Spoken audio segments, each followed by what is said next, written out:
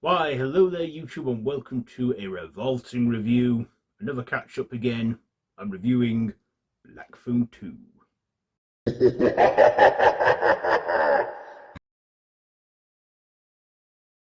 So, the Black Phone 2 is written by Scott Derrickon and C. Robert Cargill, and directed by Scott Derrickon once again, based on the characters by Joe Hill, Stephen King's son. And it stars Manson Thames, Madeleine McGraw, Jeremy Davis, Damien Breachshire, and Ethan Hawke. So, as Finn, now 17, struggles with life after his captivity, his sister Gwen begins receiving calls in her dreams from the Black Phone and seeing disturbing visions of three boys being stalked in the winter camp known as Alpine Lake, as the grabber, Ethan Hawke, returns from beyond the grave to bring terror once again. So this is set 4 years after the events of the first film. It's a sequel to 2022's Black Phone, which is based off the short story by Joe Hill, Stephen King's son.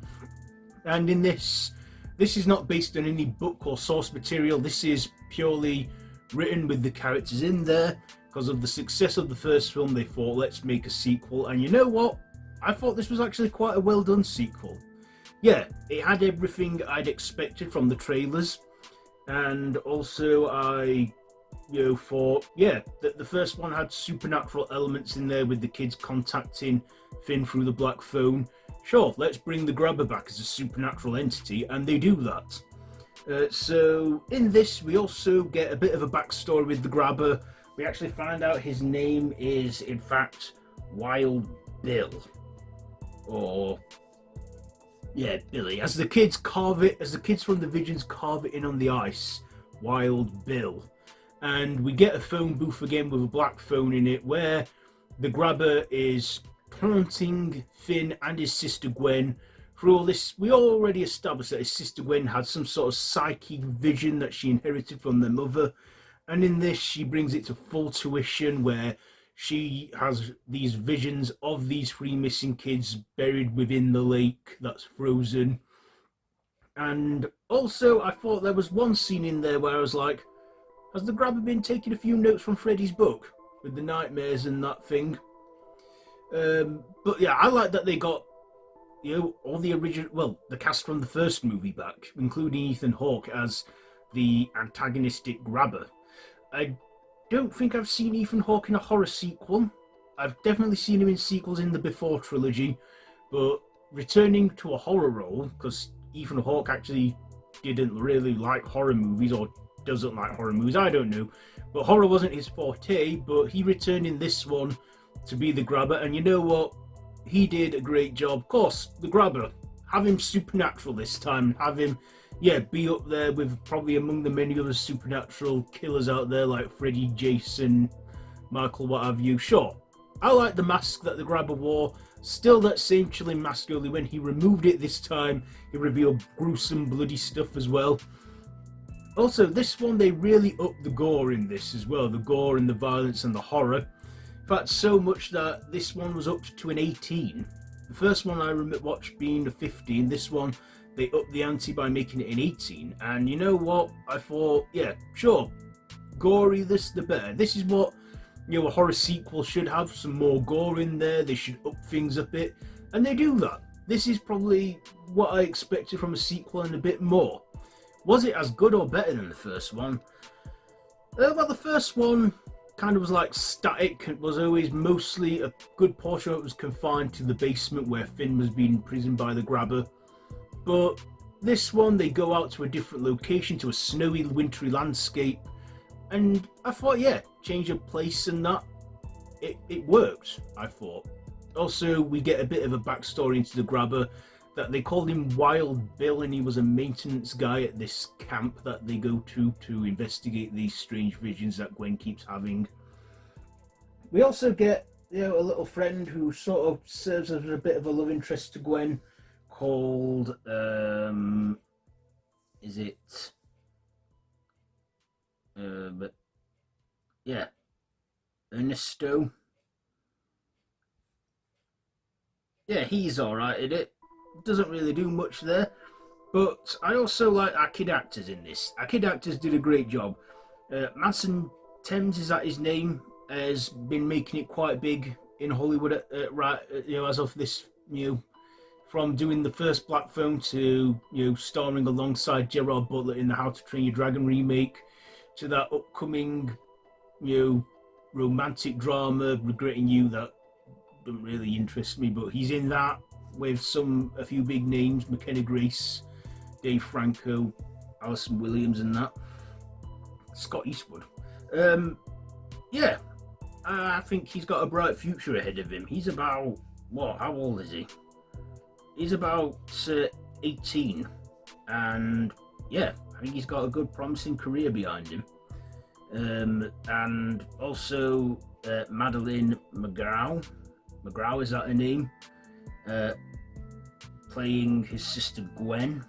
She did a great job too. I think these young actors, if they choose to continue acting in acting and what have you, I think they got good careers in front of them, because I actually thought they were quite good in it. Yeah, they did have a few flaws with them being young to the industry and that, but they build on it. Like I say, Ethan Hawke returning as the Grabber was brilliant. I thought this was just a good sequel. Will we get a third movie? I don't know. Do we need to franchise it any further? Possibly. I don't know. I like that this was set in the 80s. This had an 80s setting. The first one set in 1978. Yeah, if it's 4 years later. So we see it set in the 80s this time. Not that it really changes much of the film. Their father in it is a better character this time, because in the first one he was a bit of a drunk, didn't really... but after Finn's kidnapping and attempt on being killed by the Grabber, he changes his views and becomes a better dad to the kids. This film's just under 2 hours, so it's not a mega long film. Like I say, it's over the hour and a half point, but under the 2 hour mark, which I thought I liked, which I liked. There was not many pacing issues with it. I mean, yeah, there were moments where we did go into like the old Super 8 vision, which brought me back to Sinister, which is the movie that introduced me to Scott Derrickon anyway. And yeah, the fact that Ethan Hawke and Scott Derrickson and the rest of the gang got back together to make this sequel, I think worked in their favour.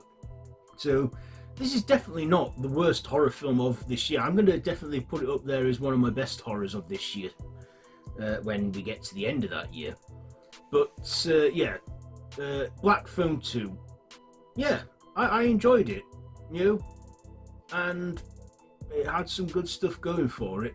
I mean, yeah, there were a few itsy bitsy small flaws here and there, a few moments where I did feel a bit meh, but other than that, I thought it was quite a solid sequel, which, in my opinion, is quite rare. I don't know if any other people liked it the way I did, but I did. There were the few jump scares as well. There was one jump scare that did get me, but this is everything that Sinister 2 wasn't.